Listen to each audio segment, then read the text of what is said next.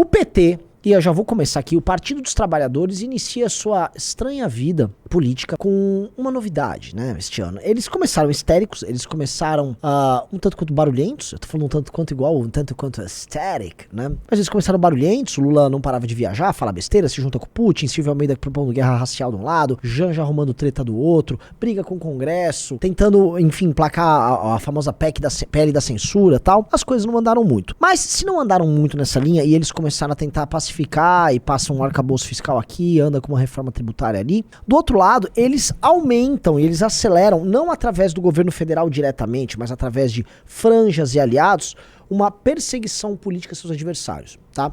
Veja, bolsonaristas dirão que Bolsonaro perdeu os seus direitos políticos numa ação que foi política, tá? Eu não acho que o Bolsonaro ainda será muito condenado nas outras ações que não são sequer controversas do ponto de vista do direito eleitoral. Então, enfim, o futuro do Bolsonaro é ficar inelegível, ele mesmo sabe disso, tá? Mas os bolsonaristas dirão que isso é um caminho de uma perseguição. Outros dirão que as pessoas que foram basicamente presas no dia 8 de janeiro são alvos de uma perseguição política, e sim, dá pra cravar que muitas das pessoas que foram presas e hoje, enfim, se encontram com tornozeleira, nem sequer tinham relação com o ocorrido do dia 8 de janeiro. E na verdade foram pegas de gaiato no navio, e aí foram pegas dentro daquele inquérito muito estranho em que, enfim, o direito de defesa não é exatamente uma prerrogativa. If you know what I mean. Prosseguindo aqui, outras pessoas dirão, olha, o empenho do governo naquela PEC da censura foi tão grande e ficou claro que o governo quer perseguir o discurso de dissidente. E aí não sou eu falando, mas é o próprio Flávio Dino participando lá do Congresso da UNE que disse que o discurso da direita tem que ser perseguido. Basicamente ele deixou claro que ele quer que o discurso inimigo, o discurso dissidente dele, seja alvo de uma perseguição. E de onde virá essa perseguição? Também muita gente vai falar que o ocorrido com o Alexandre de Moraes, o filho dele, a briga que teve lá no avião, que redundou numa operação da Polícia Federal na casa dos envolvidos, é considerado, vamos dizer assim, uma cruzada de linha, né? Calma aí, né? Foi um incidente lamentável, não sabemos ainda a natureza do que aconteceu, mas eu acho que esse lance de ficar pegando o ministro do Supremo e ficar achincalhando não é um caminho bom pra nada. Mas o fato é, houve e, enfim, a abordagem acho que cruza também alguma linha.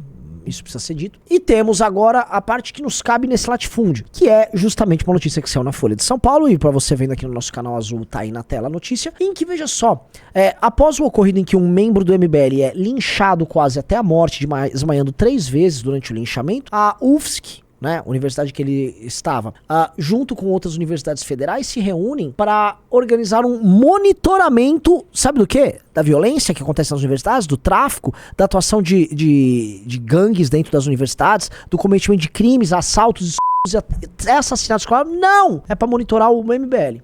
Eu vou repetir, é para monitorar o MBL.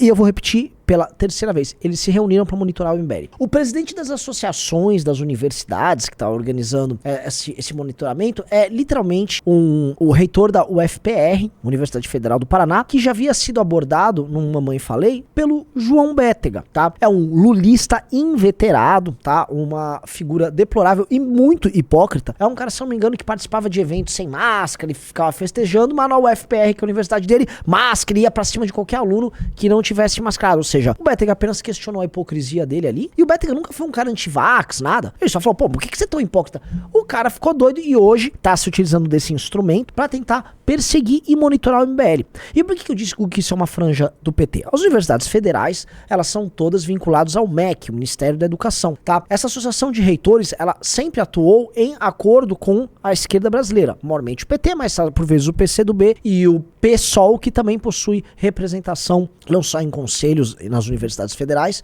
mas especialmente na reitoria em si. Esses reitores, portanto, eles estão preocupados, supostamente, com o MBL indo nas universidades como discurso. Na prática, eles estão sendo utilizados como um instrumento para monitorar um movimento que hoje é o grupo político mais ativo fazendo oposição ao PT. Alguns dirão que é o Centrão e o Arthur Lira, né? E o Bolsonaro na 4ª ou 5ª colocação. Mas na prática, grupo político, tá? Estrito senso, atuando contra o petismo, hoje, de forma sistemática, com resultados pautando o debate e pautando as discussões, é o Movimento Brasil Livre. Não à toa que este ano de 2023 é um ano que o MBL não apenas cresce, mas é reconhecido pela população que faz oposição ao petismo como um instrumento útil nessa luta, coisa que ele sempre foi, né? Desde que o MBL surgiu, o MBL sempre enfrentou a esquerda, mesmo quando o Bolsonaro, que era um presidente de direita, também estava no poder. No Atoma foi um cancelado, Arthur teve seu mandato derrubado com a atuação política direta da esquerda. Então a gente está sendo monitorado, tá? Isso é, vamos dizer, a notícia bizarra. E aí eu respondo, porque você deve estar assinando, mas vocês vão fazer o quê, Renan? Olha, nós vamos atuar juridicamente contra isso, tá? Essa associação dos reitores, em especial o reitor da Universidade Federal de Santa Catarina, vão ter que se explicar sim. Em especial o reitor da Universidade Federal de Santa Catarina vai ter que se explicar por que diabos, não é? Ele está prevaricando na defesa, e eu vou falar, da integridade física de cidadão brasileiro que estava dentro daquela universidade. Vocês não estão, por exemplo, tentando contribuir com as investigações. Por que vocês não trouxeram a público as imagens dos agressores? Porque existem câmeras dentro da universidade. Vocês poderiam, com as câmeras, liberar as imagens que mostram os meliantes, né? A gangue que chegou lá, e provavelmente é uma gangue ligada a grupos de skinhead, grupos anarquistas ali de Santa Catarina, de Floripa. Vocês precisam, né, mostrar quem são esses caras pra polícia terminar de fazer o trabalho delas. Mas não há uma política que me parece ser, tá, não sendo injusto, uma política de acobertamento do que aconteceu. Há uma simbiose entre criminosos, gangues, crime e a gestão dessas universidades. E aí fica muito complicado, né? Qual o interesse em reitores de universidade e qual o interesse de lideranças estudantis em se relacionar com crime? Por que o crime tem que atuar dentro da universidade? Porque quando a gente vê qualquer protesto acontecendo dentro da universidade, o primeiro cartaz que você vai encontrar é: não queremos polícia em um campus. Será porque o campus, em geral, é um lugar em que o crime acontece, o crime viceja, tráfico atua sem ter a preocupação que vai aparecer um policial pra abordá-lo, porque é isso que acontece, tá? A distribuição não apenas de drogas, mas o cometimento de crimes e o uso daquele espaço como um território livre, não para o debate de ideias, porque o território não é livre para o debate de ideias nas universidades, e já de muito tempo não é assim, mas é um território livre para o cometimento de crimes e para o tráfico de drogas. Todo mundo sabe disso. As reitorias, as direções são todas lenientes com o que acontece nisso nas universidades estaduais e federais brasileiras. O discurso a universidade ela tem que ser independente, ela é livre, né? Ela é um ambiente que ela não pode ser monitorada por policiais e tal. É apenas um discurso que permite o cometimento, eu volto a falar, o cometimento amplo, aberto e restrito de crime.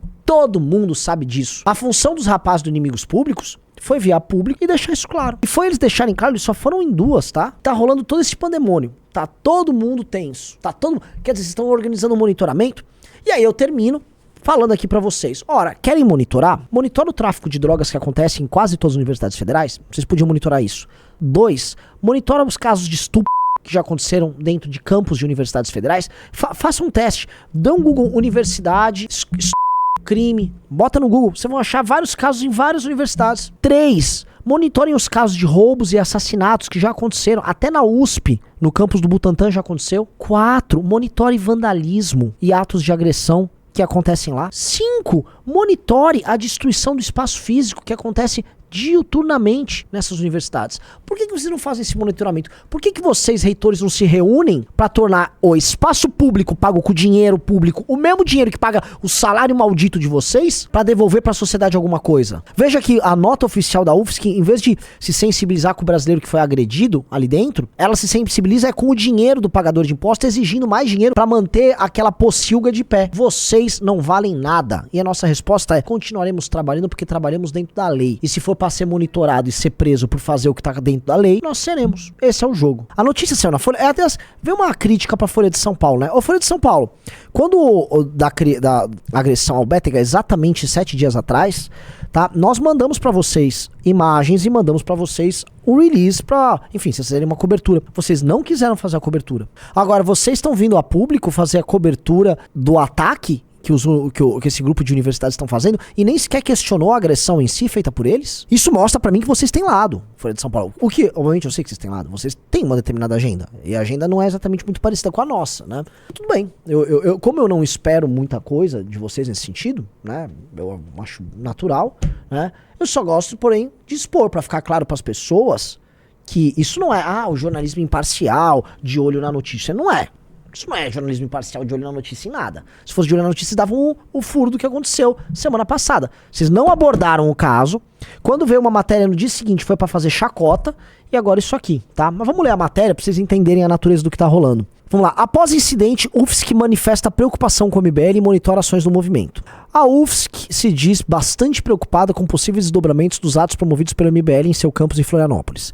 Conforme nota enviada pela universidade ao painel, a ANDIFES, Associação Nacional dos Dirigentes de Instituições Federais de Ensino Superior... Nossa, esse lugar fede a mamata. Esse lugar fede a uma mamata. Esse lugar você sente o cheiro de mamata à distância, né? Monitora as ações do movimento e a Secretaria de Segurança Institucional da Universidade está em contato com autoridades de segurança para mapear possíveis situações de risco. Escuta, como é que é? O Secretaria de Segurança Institucional. Vá até a polícia, por favor, a Polícia Civil aí em Florianópolis e colaborem na resolução do crime que foi cometido.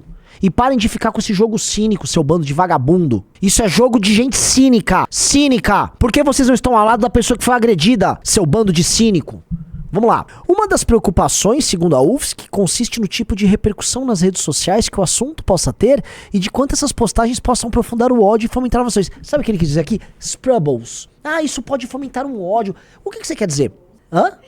Sprubbles é tipo nada. É espuma, é nada. Sprubbles. O que isso quer dizer? O que é um discurso de ódio? A porrada, o pedaço de madeira que bateram no Bétega é uma coisa muito material. É o oposto do Sprubbles, entendeu? Uma coisa assim, real. Grupos políticos que atuam dentro daquela universidade, tá? Que todo mundo sabe que tem ligação com o tráfico local. Inclusive, dá uma entrada no Twitter, que eu dei um RT num negócio que o Bisoto postou, que mostra matéria falando de tráfico, de droga dentro da UFSC. Isso é muito material. Esse ataque não foi um discurso de ódio, foi um soco de ódio, foram chutes de ódio, foi gangue de ódio. E isso não preocupa vocês, porque vocês dessas universidades, vocês são, na verdade, um bando de mamateiro, zero comprometido com o resultado, totalmente partidarizados. O reitor da UFSC é um pissolista, a vice-reitora da UFSC é militante. Vocês são um bando de militantes. A administração de uma organização com 2 bilhões, se eu não me engano, de orçamento, tá? São militantes mamateiros. E aí fica soltando essa nhaca aí. E obviamente que a Folha vai dar. Eu vou mostrar preocupação aqui com o fomento do discurso de ódio. Discurso de ódio é o que tava pinchado na parede. Bando de vagabundo. Isso é discurso de ódio. Vamos lá. Militantes do MBL estiveram na UFSC nos dias 11 e 13 para apagar pichações dos muros com tinta branca no centro de convivência da universidade. Houve bate-boca com estudantes e funcionários do local e membros do movimento disseram ter sido agredidos. O Folha de São Paulo, tá? Existe um BO que foi feito, tá? Existem imagens da pessoa agredida. Ontem a gente mostrou os hematomas no corpo do cara. Como é que é esse lance de disseram ter sido agredidos? Como é que funciona isso? Então a agressão é uma agressão que funciona na casa da linguagem? Como é que é? É uma agressão simbólica? Vocês entendem como é que opera o jornalismo brasileiro? Isso aqui não é uma matéria, gente. Isso não é matéria. Isso é uma piada com matéria. Disseram ter... Então, o que aconteceu com o Bétega? Ele foi explanado? Não, volta... então você tá com a imagem aí, né? Mas vamos lá. Volta. O Bétega tá aí, não tá? Manda ele vir aqui. Manda ele vir aqui. Ele só vai mostrar o roxo aí nas costas. Isso, ele disse ter sido agredido. Aí ele caiu de skate no dia lá. Ele devia estar andando de skate lá no centro de convivência. Só pra falar também que já passaram uma semana da agressão, né? Eu tomei anti-inflamatório durante 7 dias. Hoje fazem 7 dias que aconteceu. Mas, ó, levei madeirada, basicamente. Olha isso aqui. Gente, ele disse ter sido agredido. Evidente. Olha só. Isso aqui é o que ainda tá evidente, porque já passou uma semana. Ele disse, isso aqui foi com uma régua. Foi uma régua! Bateram com a e-girl que fez isso, né? Olha isso aqui, ó. Aqui dá pra ver o vergão num pedaço de madeira, porque pra isso estar aqui, isso aqui não foi um chute, isso aqui não tem um formato de uma mão pra dar um soco. Vocês estão entendendo? Isso aqui é um objeto, né, contundente com algum tamanho. Alguém dirá, né? Isso foi uma régua. Uma régua, né? Tem o exame de corpo de delito. Então você disse ser agredido e foi agredido. Eu fui agredido há uma semana. Eu fiz exame de corpo de delito na sexta-feira da semana passada. Então, só ter acesso a esse exame que vão ver as fotos lá como eu tava há uma semana. Tava muito pior aqui a minha lombar. Eu tava com o rosto com vários hematomas na testa. O olho tava muito mais roxo.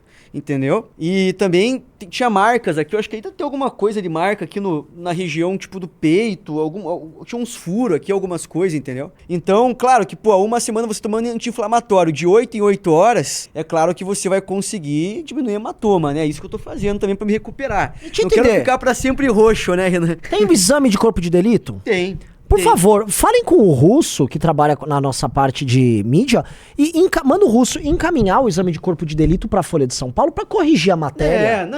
Mas não, porque ele, assim, ele não foi supostamente agredido. Há um exame de corpo de delito que atesta que ele... Que ele, você caiu da escada. Foi isso que aconteceu. Não, eu apanhei de régua. É. Apanhei de régua.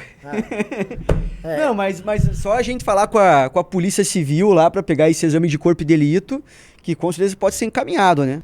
Porque o exame de corpo de delito comprova que eu fui agredido. Pra quem ainda duvida depois de imagens, logo após a agressão, faz uma semana, tô ainda machucado, né? Com alguns hematomas.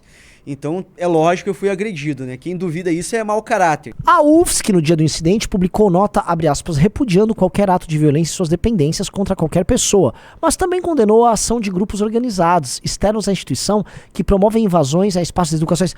A universidade é livre, ninguém invadiu nada. Ninguém invadiu nada, UFSC. Aquele espaço é livre pra todo mundo, inclusive pro tráfico, hoje aquele espaço é livre. Tá? Aquele espaço livre pra criminoso. Como a gente demonstrou, aquele espaço livre pra vagabundo e ficar fumando droga, fumando maconha, ali dentro das dependências. Ele é um espaço livre, inclusive pra cidadão que não comete crime e paga imposto. Com atitudes que claramente expressam o desconhecimento da realidade institucional, maculando a imagem das coisas. Vocês maculam a própria imagem. A gente só tá tornando público o que é você, o que são vocês. Já o MBL classificou as agressões a um de seus membros, João Beta, como tentativa de homicídio e exaltou sua coragem de enfrentar essa esquerda asquerosa. Você veja que a parte dedicada ao MBL na matéria é apenas um finalzinho. São 3 linhas dedicadas ao MBL. Quando o MBL passou o dia a agressão, ou seja, um sujeito foi agredido dentro de uma universidade, a Folha se negou a dar a matéria. Eu vou repetir aqui, a Folha de São Paulo se negou a dar a matéria, tá? Aí a gente vai falar, não, porque... Aí eu volto a lembrar o porquê que a gente combate o Slapping Giants. Porque no fim do dia, sabe quem deu a matéria? O Jovem Pan. A Jovem Pan. A mesma Jovem Pan que ano passado, tinha gente que atacava a gente, eu ataquei de volta. Chumbo trocado não dói. Chumbo trocado não dói. E a gente enfrentava Pan, eles batiam de volta, o jogo segue. Hoje, necessários da democracia. Eles são imprensa, fazem o papel da imprensa. Imprensa sempre é oposição. Imprensa que é situação, não é imprensa. É loja de secos e molhados. Se inscreva-se, inscreva-se, inscreva-se. Se não bater essa meta de inscritos, eu vou ter que renunciar ao mandato, que eu assinei um contrato aqui, então eu preciso que vocês se inscrevam aí e a gente bata a meta de inscritos, tá bom? Mas tudo bem também, se vocês quiserem que eu renuncie, depois dá uma olhada lá quem é meu suplente. Um abraço.